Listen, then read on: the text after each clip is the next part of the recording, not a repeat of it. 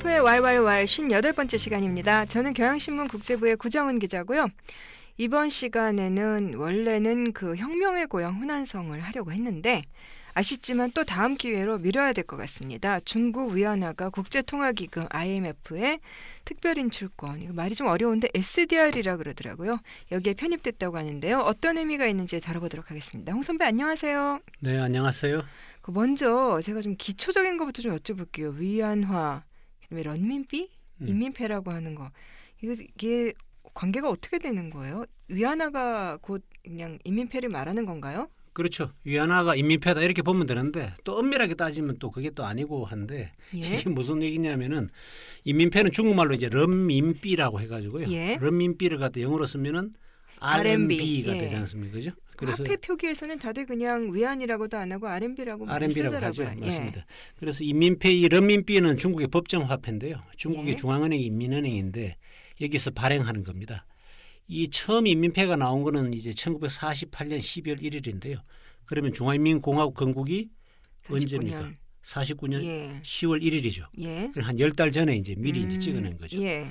그런데 이제 위안화는 인민폐의 주요 단위입니다. 그러니까 주요 단위. 그러니까 이 무슨 말이냐 하면은 역시 또 보조 단위가 있는데 아하. 그 예. 위안의 10분의 1이 이제 자오라고 해서 보통 중국 사람들 읽을 때 마오라고 읽는데 하여튼 쓸 때는 그 뿔각자 써가지고 지아오라고 하는 근데 게 왜 마오라고 읽어요? 흔히 쓰는 말로 그렇다 이거죠. 그러니까 실제로 쓰기는 지아오라고 하고 예? 실제로 이제 구어로 쓸 때는 마오라고 하는 이런 건데요. 그다음에 또 100분의 1이 위안의 100분의 1이 이제 펀이라고 이 나눌 분자입니다. 그러니까 미국에 뭐 달러 있고 센트 있고 한 것처럼 그렇죠, 맞습니다. 또 위안화만 있는 게 아니라 예. 자오, 마오, 원, 각, 분 이게 예. 있는 거죠. 그러니까 인민폐가 크게 보면 위안화지만 엄밀하게 말하면 인민폐는 위안, 자오, 펀이 있다. 아. 예, 이렇게 보면 되겠습니다. 지난 11월 30일이었죠. 그날 그 워싱턴에 그 국제통화기금이 그 SDR 바스켓, 그러니까 바구니에 중국 위안화 포함시키기로 결정했는데 이날 사실 저희도 굉장히 바빴어요. 그래서 제가 이 회의 언제 발표되는지 알아보려고 IMF 본부에 전화까지 했었어요. 안 되는 영어로. 전화해서 회의는 언제 끝나니 했더니 그거는 앞에 있는 회의가 언제 끝나는지 그 정확하게 이사회가 언제 끝나고 발표된다를 말을 할 수가 없다고 그러더라고요. 그 의안 그 결정하는 게 시간이 더 미뤄질 수도 있고 해서 그래서 아무튼 굉장히 바빴는데 어쨌건 이 SDR 바스켓에 위안화를 포함시키기로 했다. 근데 이게 어떤 의미인지 좀 풀어서 설명을 해주세요. 예, 이 뭐 언론에서 많이 보도가 됐는데요. 이 SDR이 이제 처음 출범한 거는 1969년이었고요. 이때 뭐냐 하면은 이게 달러가 이제 시세가 없어져 가지고 그래서 이제 미국 입장에서는 달러를 무한정 공급하면은 자기들 이제 경상수지 적자가 늘어나니까 예. 새로운 통화를 만들 필요성을 느껴서 이제 이걸 만들었다는 건데 예. 그래서 우리말로는 그 특별인출권, 특별하게 꺼내 쓸 수 있는 권리다 예. 이런 거죠. 그래서 IMF 회원국들이 이제 어떤 상황에 따라서 일정한 조건에 따라서 IMF로부터 그 일종의 가상화폐, 가상의 국제 준비 통화를 인출할 수 있는 권리다 이렇게 볼 수 있는데요. 그 IMF 이제 회원국이 아주 급하게 돈을 빌려 쓸 경우가 생기는데 이때 무담보로 돈을 인출해서 쓸 수가 있습니다. 물론 이제 그 돈은 예. 나중에 이제 갚아야 되는데 예. 왜 우리 1997년 IMF 외환위기 맞았지 않습니까? 예. 그때 IMF로부터 구제 금융을 받은 적이 있는데 이때도 역시 그 구제 금융 자금은 IMF의 SDR에서 나왔습니다. 아하. 그러면은 이렇게 일단 가상의 어떤 금고를 만들어 놓고 그 안에다가 돈을 집어넣어 놓고 나서 가상의 화폐 단위로 급하면 뽑아서 빌려갈 수 있게 한 건데 그거는 위안화가 그러면은 비중이 어느 정도나 되게 된 거예요? 그 바스켓에서? 예, 바스켓에서 이번에 위안화는 10.92%입니다. 예. 그러니까 지금 그 달러 같은 경우는 41.73%. 예. 유로는 30.93%, 엔화는 이제 8.33%, 영국 파운드가 8.09% 이런 식으로 돼 있는데 요걸 뭐냐면은 이해를 하려면은 지금 그 동안에는 4개 화폐가 이제 그걸 갖다 바스켓을 그 바구니 안에 들어가 있었거든요. 예. 그래서 그 안에 바구니에 들어가 있는 화폐가 달러, 유로, 엔화, 파운드 요 4개가 들어가 있었습니다. 네. 그 동안에는 사실 달러 같은 경우는 42% 정도 했고요. 유로가 37% 좀 넘었고 엔화는 거의 10% 가까이 됐고 파운드가 11.3%가 됐는데 이거는 뭐냐면은 매일 달러로 환산해 가지고 IMF 홈페이지에 1 SDR은 몇 달러라는 것 공시를 합니다. 예. 그 제가 이번에 찾아보니까 12월 4일 현재 1 SDR은 1.386달러였는데요. 그러니까 지금 구성통화가 이제 뭔지 딱 보면 아시겠지만 이게 사실은 기축통화죠. 그렇게 되겠네요. 그죠? 예. 세계 화폐가 되는 거죠. 세계 나라들이 돈을 꿀 때 그 기준이 되는 화폐 단위 중에 하나가 그럼 위안이 된 거다. 이렇게 보면 되는 건가요? 그렇습니다. 예. 그래서 이게 이제 해마다 5년마다 뭘 넣을지를 갖다 결정하는데 이번에 이제 5년 만에 회의가 예. 열려가지고 위안화를 갖다가 넣기로 했다. 그 위안화가 들어간 거는 그러니까 그 사실 그 통화로 보면 5번째인데 지금 구성 비율 아까 제가 41%쭉 얘기했는데 위안화가 네. 10.92%였기 때문에 순서로는 3번째다. 그런데 그 달러화 비중은 미세하게 줄어드는 데 예. 비해서 유로화, 엔화, 파운드는 이제 많이 자리를 내줬고요. 그만큼 위안화의 위상이 높아졌다. 이런 기존의 통화하고 어깨를 나란히 했기 때문에. 그러면 다른 화폐들은 지금 쿼터가 줄어든다고 하면 어느 정도로 비중이 줄어들게 되는 건가요? 예, 그래서 지금 유로화 같은 경우는 거의 7% 정도, 7%포인트 이제 지분이 줄어들고요. 예. 영국 파운드 화도 이번에 많이 내줬고요. 사실 파운드화 같은 경우는 1870년부터 세계 기축 통화였지 않습니까? 세계를 대표하는 통화였는데. 옛날 일이죠. 그렇죠. 그런데 그게 1920년에 예. 20년대 그 위치를 갖다 달러화한테 내줬고 그렇지만 지난 수십 년 동안 영국의 파운드화는 꾸준히 이 바구니에서 쿼터가 한 11% 정도가. 근데 그 쿼터가 예. 파운드화가 11%라는 건 조금 너무 높았던 게 아닌가라는 생각이 들거든요. 유로화도 그러니까 아니고. 뭐 예. 부자가 망해도 3대는 간다고. 예, 이건 뭐 거의 기득권을 인정해 준 거나 다름없을 것 같은데. 그렇죠. 예. 왜냐하면 영국은 사실 이것이 금융으로 먹고 살기 때문에 예. 그래서 이제 파운드화가 이제 굉장히 중요한 위치를 차지했는데 지금은 보면 영국 파운드 같은 경우는 전 세계에 중앙은행이 보유하고 있는 외환 보유고에서 차지하는 비중이 4%에 불과합니다. 그러니까 과대평가되어 있었던 게 맞네요. 예, 그렇죠. 그런데 유로 같은 경우는 1999년에 이제 출범을 했는데 그래서 이제 마르크하고 이제 프랑을 갖다 대체했지 않습니까? 예. 유로 같은 경우는 이제 2010년만 하더라도 37%가 넘었는데 이번에 이제 쿼터가 줄어들었는데 SDR 가입 이후 처음으로 이제 유로가 줄어든 거다. 이거는 왜냐하면 아무래도 2010년부터 유럽의 채무 위기 그렇겠죠. 그게 영향을 예. 미쳐가지고 지금 유로 같은 경우는 세계 외환 보유고에서 차지하는 비율이 지금 원래는 한 27% 지금 20%까지 지금 줄었습니다. 이게 한동안 막 올라가다가 늘어나다가 금융위기 이후에 유로화는 정말 이게 수치로만으로는 표현할 수 없는 타격을 입은 것 같아요. 그렇습니다. 그래서 이제 앞으로 위안화가 이렇게 되면 이제 세계적인 비축 통화가 될 거다 이런 거고요. 그 모건 스탠리가 전망하기로는 앞으로 10년 동안은 적어도 2조 달러 규모의 위안화가 늘어날 거다. 뭐 이런 식으로 전망을 하고 있습니다. 근데 뭐 사실 어떻게 보면은 이미 경제가 클 대로 컸기 때문에 좀 오히려 그동안에 서방이 목리를 부리면서 안 넣어준 측면도 있었고 또 반대로 또 이제 기준을 충족하지 못한 측면도 있었고 여러 가지 차원이 있었을 것 같은데 이번에 IMF 바스켓에 들어간 건 아무래도 중국 경제 위상이 올라갔기 때문이겠죠. 그렇죠. 그렇게 봐야 되겠죠. 지금 중국 경제 위상이 남다른데요. 최근에는 사실 경제가 안 좋기 때문에 조금 시름이 깊어지긴 하지만 그래도 미국과 어깨를 나란히 겨루는 뭐 G2 국가가 된 지가 꽤 됐고요. 또 중국 같은 경우는 지금 세계 두 번째의 경제 대국이고 세계 최대의 무역국이고 예.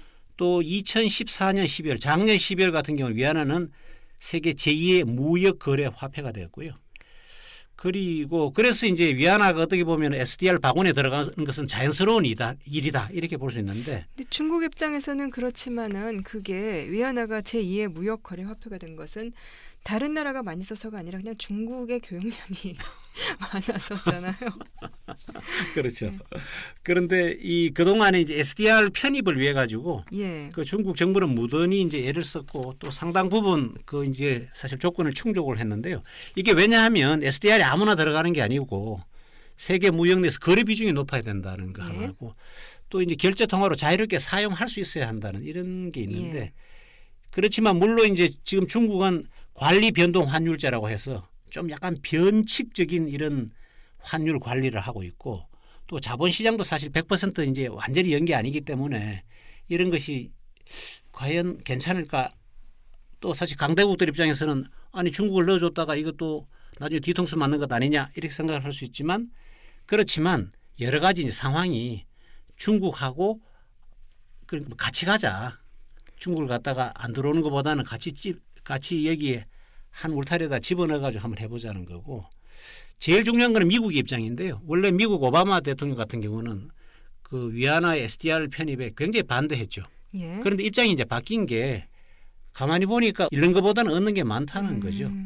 하나는 뭐냐면은 중국을 갖다 책임 있는 당사자로 해서 끌어들여 가지고 그 뭔가 앵기는 거 시장 개방을 갖다 열기도 하고 인권 문제 같은 것도 이제 예를 들어서 뭐 압력을 가하기도 좋고 그렇다는 게 있고 또 하나 이제 직접적인 원인은 지금 이제 미국이 금리를 올려야 되는데 예. 이게 달러가 이제 강세를 보이게 되지 않습니까? 그렇게 되면 예. 이렇게 되면 이제 무역 적자를 갖다 예상할 수 있는데 그걸 갖다 대체할 수 있는 또 다른 통화가 있었으면 좋겠다. 그게 바로 위안화다. 이렇게 보니까 위안화를 기축 통화로 만들면 위안화가 강세가 되고 그게 이제 그러니까 약 달러의 기조를 갖다가 조금 이렇게 유지하는데 뭔가 도움이 되겠다. 그렇게 해서 이번에 집어넣었다는 거고요. 그래서 지금 미국 입장에서는 적어도 경제에 관해서는 미국과 중국은 경쟁 관계가 아니고 공생 공존 관계다. 이렇게 말씀드릴 수 있겠습니다. 정치적으로도 점점 그렇게 가는 것 같아요. 오바마 정부가 그거는 중국에 대한 평가를 이러저러하게 해서 이런 식으로 결정을 해야겠다가 아니라 어떻게 보면 이제는 미국이 결정할 수 있는 게 없어져서 그런 게 아닌가라는 생각도 드는데 그 뒤에 보면은 그 지분율이 지금 사실상 미국만 거부권이 있는 셈이잖아요. 15% 이상이면 거부권이니까. 예. 근데 뭐 절묘하게 한 10%, 11% 정도를 해가지고 앞으로 몇 년간 더 인상을 해줘도 거부권은 없게끔 딱 그런 수치를 고른 것 같은데 이게 일단 뭐 사실 이 통화 문제가 항상 어렵고 우리한테 와닿지 않잖아요. 잘. 근데 중국 위안화가 SDR이 편입됐다 그러면은 실제로 중국 사람들의 생활에는 어떤 영향을 미치나요? 예, 이게 이제 정식으로 편입되는 거는 내년 2016년 10월 1일부터인데요. 예. 이 위안화 가치가 이제 한마디로 올라갔다. 이렇게 네. 이제 볼 수가 있고요. 그렇게 되면 이제 중국 사람들 같은 경우는 외국에 나간다 하면은 환전을 해야 되지 않습니까? 예. 그런데 중국 같은 경우는 환전이 좀 까다로워요. 그래서 환율을 계산해서 은행에 예약을 해가지고 가서 환전을 하고 귀국한 다음에는 뭐 또 남은 외국 돈을 또 환전해서 또 위안화로 찾아가야 되고 좀 이렇게 까다로운데 이렇게 하면 이제 환전 손실도 물론 볼 수 있고 또 여러 가지 불편한 점이 많은데 앞으로 이제 위안화가 이렇게 되면 위안화를 들고 예. 위안화가 이제 그 하면은 우리나라 같은데 위안화를 들고 와가지고 우리나라의 상점 같은 데서 위안화를 받으면 그 환전 안 하고 그냥 그대로 쓸 수 있잖아요. 근데 그게 그 IMF가 조건으로 내세운 자유롭고 투명하게 거래되는 그 조항에 해당되는 것 같은데 글쎄요. 그 일단 그런 위안화가 굉장히 많이 세계에서 기축통화처럼 거의 쓰인다라는 전제하에 일어날 변화겠네요. 그렇습니다. 네. 그래서 그 앞으로 중국 사람들이 외국에 나가서 부동산 사는 거 이런 것도 이제 굉장히 쉽고 아주 간편하게 되고요. 그다음에 외국에 있는 뭐 주식이라든가 펀드, 그다음 다른 나라 국채 사거나 해외 투자하는 게 훨씬 편리해지는 거고요. 또 하나는 이제 국제 시장에서 이제 위안화에 대한 수요가 갈수록 이제 높아지지 않습니까? 네. 그러니까 다국제 기업에 대한 투자, 인수 합병, 자원 구입하는데 이런 데 다 이제 유리하게 되는 거죠. 지금 좋은 측면만 얘기를 해주셨는데 그러면 위안화가 이렇게 가치가 올라가면은 물가가 뛰는 거 아닌가요? 위안화 가치가 이제 올라가면은 무슨 문제가 있느냐 하면은 중국 정부 입장에서는 그 시장을 갖다 열어줘야 되니까 이때까지는 이제 시장을 닫아놓고 자기들이 영향력을 행사할 수 있었는데 점점 열면 열수록 그게 어떻게 보면 미국이 또 이제 원하는 방향이기도 하지만 이렇게 열면은 좋은 점이 있는 반면에 나쁜 점도 결국은 뭐냐면은 예를 들어서 무역 수지가 흑자일 때는 문제가 없지만 무역 수지 적자일 때도 이제 이걸 갖다 감내해야 되고 물가 같은 걸 갖다가 항상 낮은 순으로 유지해야 되고 또 책임을 또 져야 되니까요. 네, 아무래도 뭐 위안화가 이제 안전자산이다 이런 인식은 많이 이제 더 높아질 것 같은데 이 IMF 그 SDR 편입 이거를 중국 국민들은 어떻게 보나요? 중국 국민들은 뭐 중화 사상이랄까요? 이런 것 때문에 이런 상황 자체가 이제 결국은 이제 우리가 벌써 세계 중심이 되고 있다 이런 걸 갖다 느끼게 되는 거고요. 또 중국 정부 같은 경우는 이제 이게 세계도 좋고 중국도 좋다. 뭐 윈윈이다. 예. 이렇게 인민은행 같은 경우는 이런 식으로 얘기를 했고 그 이번 결정은 중국과 세계의 승리다.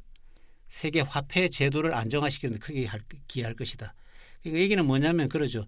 이게 미국 주도의 세계 경제 질서라는 게 문제가 많다. 예. 그러니까 우리가 항상 이제 견제를 해주니까 그 세계 통화를 안정하는 데도 역시 기여할 수 있다 이런 거고요. 또 관영 언론 같은 경우는 이제 이걸 하면은 실생활에 이제 아까 말씀드렸지만 실생활에 편리하다. 외국 가서 위안화로 거래할 수 있다. 그래 할 수 예. 있다. 그다음에 또 환전을 안 해도 된다. 그러니까 이거 되면은 우리는 좋다. 그렇기 때문에 상당히 뭐 반기는 이런 분위기입니다. 근데 이게 위안화가 위상이 높아진다라는 게 한국 경제에도 큰 영향을 미칠 것 같은데요. 그렇죠. 한국 입장에서는 뭐 일단 좋다. 그렇지만 이게 뭐 큰 도움이 안 된다. 이런 뭐 두 가지 견해가 서로 엇갈리고 있는데요. 예. 좋다 이렇게 보는 데는 이게 이제 이렇게 되면은 그동안에 중국 정부가 돈을 풀어가지고 경기를 부양했지 않습니까? 예. 그러면 이제 자본 유출 우려. 그러니까 경기를 부양하면서 많은 그 외국인 투자자들이 왔다가 그냥 우리 도로 빠져나가는 그런 우려가 있었는데 이제 위안화 위상 변화로 이제 이렇게 누그러질 수 있다 이런 건데요. 그러니까 뭐냐면 지금 위안화를 갖다가 세계적으로 많이 이제 사들이려고 할 거 아닙니까? 예. 그럼 위안화 가치가 올라가는 거고요.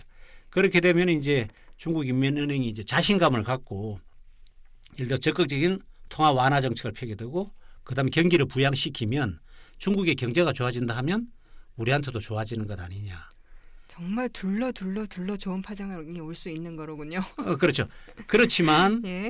또 다른 경우는 뭐냐면은 이게 위안화가 잘 되는 거, 위안화 가치가 올라가는 거, 그다음에 중국이 오히려 잘 되면 우리한테 좋은 거는 하나의 호재기는 하지만 네. 이것이 뭐냐면은 미국의 지금 금리가 올라간다든가 또는 중국 경제가 안 좋다든가 이런 여러 가지 변수가 맞물려 가지고 우리한테 영향을 미치기 때문에 예. 이게 한 가지 호재가 생겼다고 해서 그게 우리한테 예. 큰 도움이 안 된다는 이런 견해가 엇갈리는데요.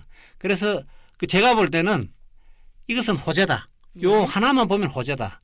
중국 경제가 좋아지면 우리한테는 좋다는 거고 그렇지만 변수가 여러 개가 있으니까 그렇죠. 예. 그걸 갖다가 뭐라고 한 가지 호재만으로 판단할 수 없다. 이렇게 해석을 하겠습니다.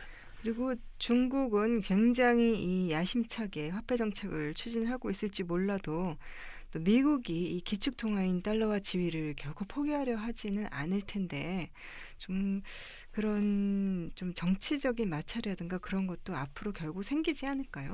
그렇습니다. 이게 볼 때는 중국이 볼 때는 이렇습니다. 뭐 어느 나라든지 마찬가지지만 미국도 핵심 이익이라는 게 있거든요. 예. 그걸 갖다 절대 양보를 안 하고 그 핵심 이익을 건드리면 절대로 용서 안 한다. 그 뭐 죽이든지 하여튼 뭐 끝장을 낸다 이렇게 보고 있는데 바로 중국에서 보기에는 미국의 핵심 이익이 뭐냐? 금융, 강력한 달러화 지위를 유지하는 것이 미국의 핵심 예. 이익이다 이렇게 보는 거거든요. 그래서 미국이 막강한 군사력을 유지하고 있는데 이게 왜 유지하고 있느냐? 사실은 달러화 지위를 유지하기 위해서 유지하고 있다. 중국은 이렇게 보고 있습니다. 왜냐하면 미국은 국방의 필요성이 없다는 거죠. 세계 어느 나라가 미국을 갖다가 뭐 이렇게 침공하려고 하겠습니까? 북한 말고는. 또 하나는 뭐냐면은 영토 확장. 이거 미국은 다른 나라를 갖다가 뭐 침략한다든가 이럴 생각이 없어요. 그러니까 뭐 이것도 아니고. 그럼 왜 유지하느냐? 이게 바로 막강한 달러화 지위를 유지하기 위해서 막강한 군사력을 유지하고 있다. 이렇게 중국 사람들 보고 있거든요.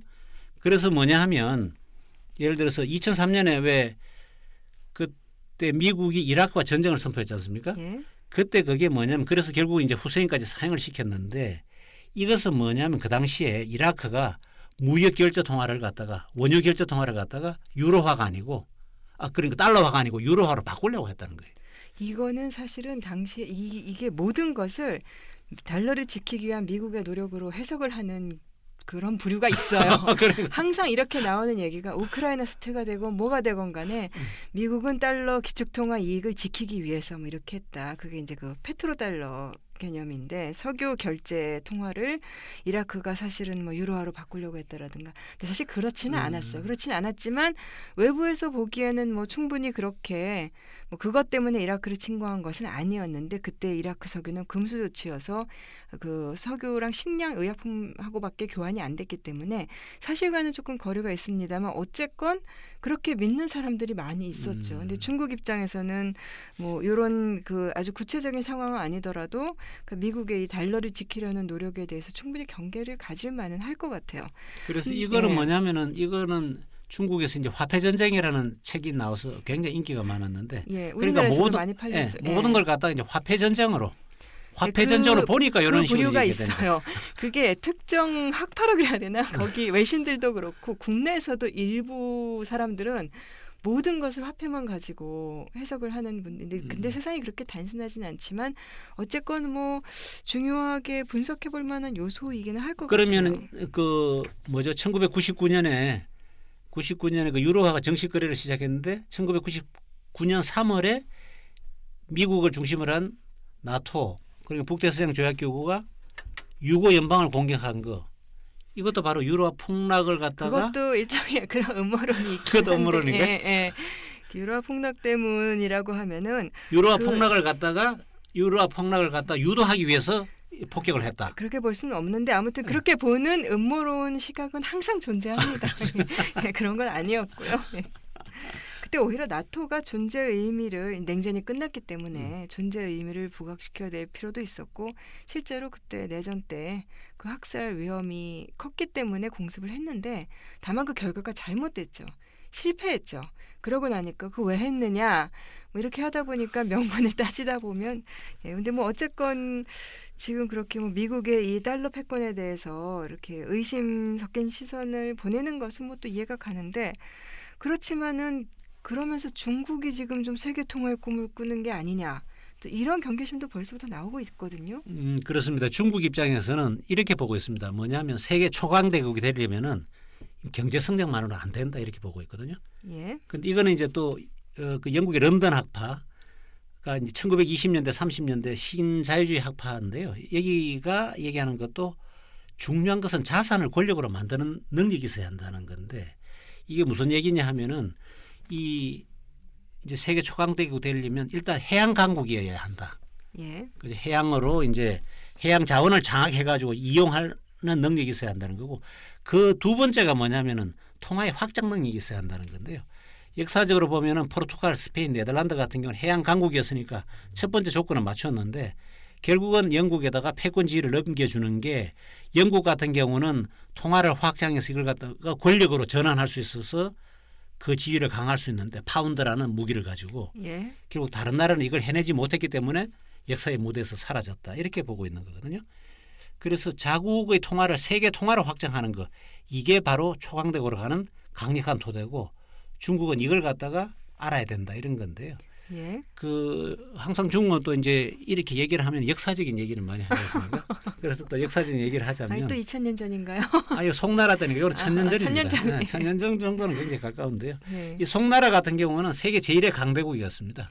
이것도 한 언젠가부터 송나라식의 그때 개봉, 예.开封이라고 그러나요? 이때부터가 세계화의 시작이었다. 뭐 당시 송나라가 진정한 그 개봉이 진정한 국제 도시였다. 그래서 세계 체제론을 연구하는 쪽에서 또 이 천연전서부터 세계화가 시작됐다. 그게 일종의 좀 무슨 이데올로기처럼 막 한 몇 년 동안 굉장히 많이 봤어요. 그런 종류. 그렇죠. 그게 왜냐하면은 사실 중국이 최고의 극성기로 생각하는 게 한나라, 당나라인데 한나라하고 당나라 때 그게 바로 2000년 전인데 예. 그때가 바로 세계화가 된 거거든요. 한나라 아무튼 송나라도 아니고 예. 아무튼 송나라 얘기부터 하면은 송나라 때가 예. 세계 GDP 60%를 차지했습니다. 이때 이제 여기가 뭐냐 문화의 나라였기 때문에 뭐 예. 당연히 그럴 수도 있겠다 하는데 그 당시에 동전도 만들었고 그다음에 저폐라는 지폐도 만들었거든요. 예. 그래서 그 당시 사실은 화폐 가치 안정성만 보장했더라면 송나라의 지폐인 저폐가 영국 파운드보다 먼저 세계의 통화가 됐을 거다. 이렇게 중국 사람들 믿습니다. 참 다 역사의 가정은 무의미하다는 게 정말 이럴 때 해야 되는 말인 것 같아요. 그런데 예. 이제 이게 화폐 가치가 이제 급격하게 떨어지면서 이제 버림을 받았는데 이게 왜냐하면은 송나라 조정에서 이게 재정 적자가 누적되니까 이 저폐를 막 찍어내 버린 거예요. 그러다 보니까 예. 저폐가 종이 쪼가리가 돼 버린 거예요. 예. 그래서 이게 제대로 이제 뿌리를 못 내렸는데 그래서 이제 중국 학자들이 보건대는 이게 권력이 고도로 집중된 시기 여기는 이제 황제가 있는 이런 것 같은 경우는 이게 금융의 독립성이 허용이 안 되잖아요. 황제가 명령 한마디 하면 야 찍어 그렇죠. 하면은 그걸 예. 찍어야 되니까 그래서 이게 안 된다. 그리고 강력한 집회라는 것은 권력이 엄격하게 제한을 받는 곳에서만 이게 가능하다. 그러니까 뭐냐면 그런 점에서는 영국이 중국보다 앞섰다 이렇게 보는 겁니다. 근데 뭐 기축 통화가 되면은 그 구체적으로 뭐 어떤 장점이 있을까? 이거 뭐 달러를 보면서 우리가 충분히 예측할 수 있는 거지만 그래서 다시 한번 좀 정리를 해주세요. 그렇죠. 뭐 이거 한마디로 말하면 마구 찍어낼 수 있는 거죠. 그러다가 미국이 쌍둥이 적자. 마음대로 찍어낼 수 있는데 이게 뭐냐면은 신뢰를 보면은 예를 들어서 미국 조폐공사라고 해야 되느냐? FRB죠. 예. 예, 거기서 연방준비제도. 예, 미국 거기서 조폐국에서는 예를 들어서 그 100달러짜리 지폐를 찍는데 생산 원가가 9센트가 듭니다. 9센트를 가지고 막 찍어내는 거예요. 예. 하지만 우리나라가 예를 들어서 100달러를 갖다가 가지려면은 100달러에 상하는 물건을 팔든지 서비스를 제공하든지 해야 이제 그걸 얻을 수 있지 않습니까? 예. 그러니까 이제 뭐 훨씬 유리한 거죠. 그다음에 또 하나는 미국의 은행이나 기업 같은 경우는 자국 화폐인 그러니까 달러로 이제 마음대로 국제 무역을 할 수 있고 그죠?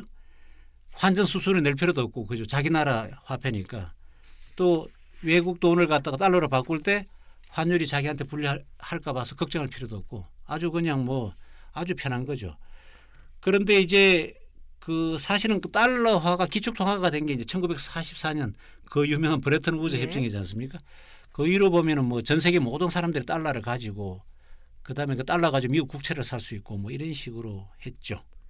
그죠? 참 근데 그러다가 결국은 빚더미에 앉고 아 뭐 빚더미에 그리고 또 앉아도 아무 소용도 아무 관계도 없는 거죠. 뭐 자기들로 봐서는. 그러면 기축 통화가 된다 그러면 완전 이게 뭐 만사형통이어야 될 것 같은데 또 저렇게 금융 위기를 맞는 걸 보면은 참 세상 일이 그렇게 단순하지 않다라는 걸 다시 한번 확인을 하게 되는데요. 그 세계 경제 대국 중국이 이미 뭐 2위 경제 대국이고 뭐 조만간 1위가 될 텐데 그게 그 미국도 달러를 이제부터 모두가 기축통화로 쓰시오 해서 된 건 아니잖아요. 중국도 마찬가지로 경제 규모만 커진다고 해서 그 나라 화폐가 세계 사람들이 모두 쓴 화폐가 되는 건 아닐 텐데요. 그렇습니다. 그 사실 경제 규모가 크다고 해서 반드시 그 나라의 화폐가 아주 강력한 게 되지는 않는 게 일본 엔화 같은 경우 보면요. 20세기 말에 세계 화폐로 이제 아주 전격적으로 등장했는데 1995년 같은 경우 보면은 국제 그 준비 통화, 국제 그러니까 기축 통화 가운데서 엔화가 차지하는 비중이 7%까지 늘었습니다. 그런데 일본 거품 경제가 빠져버리니까요. 2009년 같은 경우는 이게 3%로 떨어졌습니다. 일본 같은 경우는 엔화 가치를 유지하기 위해 가지고 세계적인 국제 기축 통화가 되기를 원하지 않은 거예요. 그렇죠. 예. 그죠? 그러니까 이게 사실은 그 자국 화폐가 국제적인 기축 통화가 되려면은 마땅히 책임져야 될 책임이 있는데 그걸 네. 갖다가 자기들이 감내할 이런 각오가 있어야 되고요. 그리고 전 세계의 이익을 생각해야 되고 우리가 좀 손해 보더라도 그리고 이제 낮은 이제 물가를 유지하는 것 이런 거 여러 가지를 해야 되는데 일본은 우리는 그거 싫다. 그러니까 이제 세계적인 기축 통화가 안 된 거죠. 근데 반면에 중국은 사실 좀 주도 면밀하게 준비를 해왔다는 생각도 드는데 이 SDR 통화바스켓 편입도 이것도 몇 년에 걸쳐서 중국이 좀 요구를 하고 다른 나라들을 설득하고 했잖아요. 그렇습니다. 이게 보면 2009년부터 보면은 위안화 국제화 선언을 했죠. 예. 왜 달러화하면 되느냐? 예. 왜 위안화는 안 되느냐? 그렇게 해서 이제 계속해서 이제 얘기를 했고 그래서 그걸 갖다가 이른바 베이징 컨센서스라 그래요. 베이징 컨센서스. 그러니까 신흥국의 화폐도 그러니까 네. 말하면 위안화도 세계적인 기축 통화가 될 수도 있다. 이런 그 베이징의 공감대를 갖다가 끌어내 가지고 보통 이 신자유주의 금융기관들 이걸 워싱턴 컨센서스라 그러잖아요. 그거를 베이징 컨센서스라는 말도 있나요? 그렇죠. 베이징 컨센서스를 갖다 끌어내 가지고 예. 그다음부터 이제 계속 설득 작업에 나선 겁니다. 왜 우리는 안 되냐? 그래서 쭉 예. 보면은 그러면 이렇게 왜 우리는 안 되냐 하면 야 그러면 너희들도 해라. 그 대신에 이러한 전제 조건이 있다. 네. 이렇게 얘기를 하니까 뭐냐면은 이제 2011년 같은 경우는 중국 기업들이 해외 투자할 때 위안화를 직접 쓸 수 있게 이렇게 허용을 했고요. 예. 또 그다음에 2012년 같은 경우는 엔화하고 위안화 직거래를 갖다 시작을 했고요. 그럼 그 전에는 달러를 거쳐가지고 그렇죠, 거기다가- 그렇죠. 그걸 예. 했는데 이제 막바로 했고, 그 다음에 뭐냐면 2015년 같은 경우는 이제 2015년 7월 현재 중국 위안화가 국제 결제 통화 순위에서 5위였고 시장 점유율도 이제 2%가 넘었었고 이런 식으로 이제 점점 이제 이걸 하게 되고 올 8월에 보면은 위안화가 일본 엔화를 제치고 글로벌 4대 결제 통화로 올랐었고요. 그런 식으로 이제 쓰임새를 갖다 계속 늘리고 있었고 그러면서 이제 또 중국의 채권 시장도 열고 시장도 점점 열고 이런 식으로 예. 해서 꾸준하게 노력을 갖다가 해왔죠. 앞으로 이 참 앞날을 점치기는 힘들지만 위안화의 위상이 달러를 넘어설 수 있을까요? 그 항상 중국 사람들은 멀리 예. 봅니다. 우리처럼 이렇게 뭐 그 5년 단임 정권이 아니라서 그런지 몰라도 예. 멀리 보는데 지금 위안화 국제화를 위해 가지고 3단계 전략을 갖다 짜고 있는데요. 예. 이 사람들이 마련해 놓고 있습니다. 그러니까 뭐냐면 30년을 보고 있습니다. 지금부터 30년. 예. 그래서 1단계는 이제 1단계는 한 10년 정도, 2단계도 10년 정도, 3단계도 10년 정도 이렇게 이제 어림잡아서 볼 수 있는데요.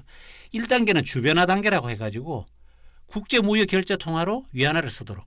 그러니까 우리나라라든가 북한이라든가 아하, 예. 베트남이라든가 이런 데하고 위안화를 갖다 직접 쓰자. 자기 주변 국가 주변 국가들을 갖다 우리 편으로 중국 편으로 이제 끌어들이는 예. 거고요. 그다음 두 번째는 뭐냐면 지역화 단계. 그러니까 위안화를 갖다 처음에는 이제 결제 수단으로 썼는데 이제는 투자할 때도 그러면 위안화로 쓰자. 해서 이걸 갖다가 이제 그러니까 한 단계 한 단계 늘리 나가는 거죠. 그다음에 3단계는 뭐냐면 글로벌화 단계입니다. 세계화 단계라고 할까요? 금리와 환율을 갖다가 자율화에 맡기고 또 하나는 뭐냐면 기축통화로 확실하게 자리매김을 한다. 그럼 지금 2015년이니까요. 30년 보면 2045년. 제가 볼 때는 2050년 중화인민공화국 건국 100년이 될 때는 그때는 예. 아마도 위안화가 달러화를 제치고 세계 제1의 기축통화가 되지 않겠나 이런 생각을 하는데 중국 사람들은 또 그렇게 생각을 안 하더라고요. 왜? 세계 제1의 기축통화가 된다는 것은 하루아침에 되는 게 아니다. 굉장히 오랜 기간을 갖다가 차근차근 그 밟아가야 된다 이런 건데요. 예를 들어서 미국의 달러화 같은 경우도 보면은 미국이 세계 최대 경제대국이 된 게 18세기 말이었습니다. 네. 그렇지만 나중에 2차 세계대전 직전이 됐어야 미 달러가 세계적인 기축통화가 된 거지 않습니까? 예. 1944년에. 그러니까 역사를 이렇게 보면은 위안화 같은 경우도 앞으로 수십 년이 지나야 30년 정도 지나면 어떻게 보면은 달러하고 버금가는 정도. 그 다음에 이제 그걸 갖다 넘어설 수 있고. 그래서 지금 달러지위를 위협하기에는 뭐 위안화는 갈 길이 멀다. 그렇지만 뚜렷한 목표를 가지고 그 방향으로 걷고 있다. 이렇게 말씀드릴 수 있겠습니다. 참 중국의 이 시간을 생각하는 이게 단위나 깊이가 우리랑 참 많이 다른 것 같아요. 이게 제가 취재를 다니다 보면 오래된 나라들 있잖아요. 역사가 굉장히 긴 나라들을 가보면 이렇게 우리처럼 빨리빨리 고속 성장을 한 나라들이 아니어서 이렇게 조금 시간의 척도가 많이 다르다는 생각이 들더라고요. 그러니까 항상 홍 선배가 이렇게 2000년 전 얘기를 하면 저도 좀 웃기도 하지만 그건 참 어떻게 보면은 무시할 수 없는, 무시해서도 안 되고 진짜 참 아주 강력한 힘이라면 힘이고 그게 그 역사의 무게이고 깊이인 것 같다는 생각도 들더라고요. 아니 근데 우리 같은 경우도 2000년 역사도 우리도 있었는데 그죠? 우리는 근데 왜 2000년 역사라는 얘기를 잘 우리는 부족국가 시대가 시작된 것이 사실이 5세기였고요. 그거는 명확하게 한반도에 사람이 산 시기부터 하면은 그렇게 따지면 아프리카가 가장 오래됐겠죠. 아무튼 오늘은 저희 또 딴소리를 흘러갔는데 여기까지 하겠습니다. 다음 시간에 어떤 거 달아주실 거예요?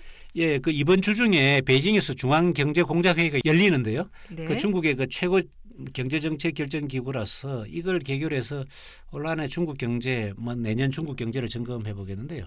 이 사실 경제라는 게 뭐 오늘 위안화 이것도 그렇지만 참 재미가 없고 어떻게 보면 딱딱하고 그런데 이게 또 어떻게 보면 또 알고 넘어가야지. 이게 또 그냥 모르고 넘어가기는 조금 찜찜해서. 모르다가 상하이 증시 폭락 그래서 우리나라 막 다 난리가 났다 이렇게 되면 안 되니까 일단 좀 알기는 알아둬야 되겠더라고요. 훈안성은 꼭 하여튼 연내에 소화하겠습니다. 그거는. 예, 그러면은 다음 주에는 베이징 중앙경제공작회의 점검을 해보도록 하겠고요. 더 알차고 재밌는 내용으로 찾아뵙겠습니다. 홍 선배 수고하셨습니다. 네, 구차장도 수고 많았습니다.